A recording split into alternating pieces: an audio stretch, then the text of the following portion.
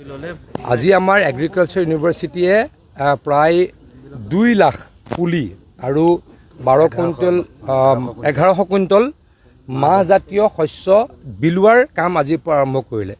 আমি 100 কৃষকক ইয়ালৈকে মাতি আনি কেইবাখনো জিলাৰ পৰা এই নাৰিকল, তামোল, ড্ৰেগন ফ্ৰুট এইবিলাকৰ পুলি দিলোঁ আৰু 2 লাখ চেপলিং এখেতলোকে দিব পাৰিব। আজিৰ পৰা আৰম্ভণি হ'ল।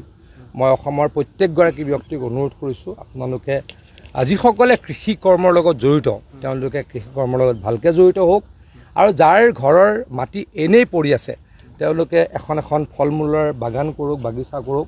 আমি সহায় কৰিম। চৰকাৰৰ ফালৰ পৰা, ডিপাৰ্টমেণ্টৰ ফালৰ পৰা আপোনালোকে কাম কৰিবলৈকে সাজু হওক, অনুৰোধ কৰিছোঁ, আহ্বান জনাইছোঁ। কৃষক আপুনি যিটো কৈছে যে এপছৰ কথাটো অকণমান আপুনি যদি আৰু কৈ দিয়ে তেতিয়া মানুহবিলাকে গম পাব কৃষক হ'বৰ কাৰণে ৰেজিষ্ট্ৰেশ্যনৰ মানে এতিয়া গাঁৱে গাঁৱে সমগ্ৰ অসমৰ গাঁৱে গাঁৱে কেইখনমান জিলাত হোৱা নাই, তাত মাটিৰ ডকুমেণ্টেশ্যন বা ডিজিটাইজেশ্যন হৈ আছে। নহ'লে অসমৰ প্ৰায় সংখ্যক জিলাত এতিয়া কৃষি বিভাগৰ কৰ্মচাৰীসকলে পঞ্চায়তে গৈ কৃষকৰ পঞ্জীয়ন কৰিছে। কৃষকৰ পঞ্জীয়নটো কি বস্তু? কৃষকে ID পাব লাগিব, ফাৰ্মাৰ্ছ ID।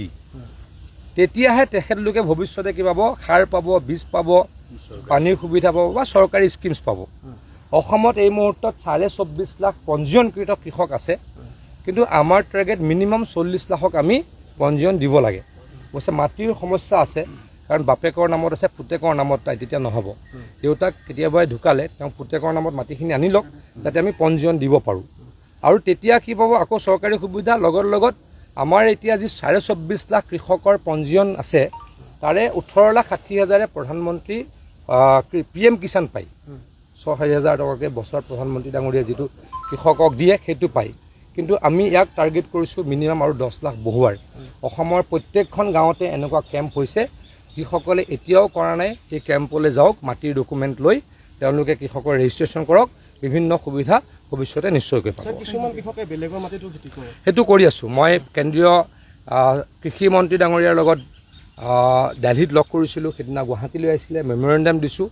যিসকলে বেলেগৰ মাটিত আধি কৰে আমি তেখেতলোকক অনুৰোধ কৰিছোঁ, এখন চাৰ্টিফিকেট যদি দিলে হয় যে মই কাৰোবাৰ মাটিত খেতি কৰি আছোঁ, মোক লিখি দিব মোৰ মাটিত অমুকে খেতি কৰি আছে, অকল খেতিকহে কৰি আছে, তেতিয়াহ'লে সেইখনেৰেও হয়তো এই ফাৰ্মাৰ্ছ পৰ্টেলত গ'লে ৰেজিষ্ট্ৰেশ্যন হ'ব। তাৰ কাৰণে আমি লাগি আছোঁ, চেষ্টা কৰি আছোঁ। কণ্টিনিউৱাছ প্ৰচেছ চলিব। মই যেতিয়ালৈকে মন্ত্ৰী হৈ থাকোঁ বন্ধ নহয়, টেনশ্যন চলি থাকিব। এইটো 6 মাহৰ 1 বছৰৰ কথা নহয়, এইটো চলিয়ে থাকিব।